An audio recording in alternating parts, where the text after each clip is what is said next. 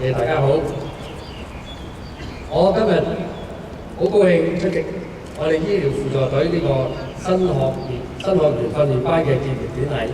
大家絕對唔應該因為咁樣而自滿，我哋更加應該竭盡所能，力求盡善盡美，為市民服務。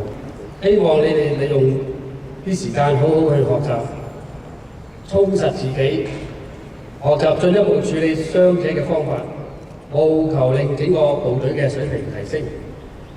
今日睇到大家順利完成呢個艱苦訓練，得到豐盛嘅成果，我除咗送上誠摯嘅祝賀之外呢，亦希望各位繼續努力，接受更多、更嚴格、更全面嘅醫療服務嘅訓練，成為我哋醫療輔助隊嘅中堅分子，救傷扶危，服務社會。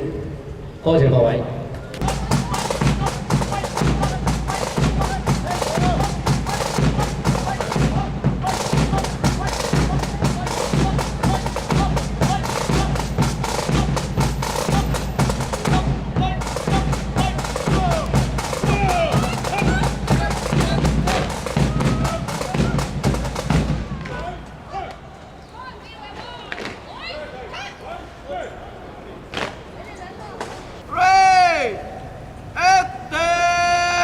Attention!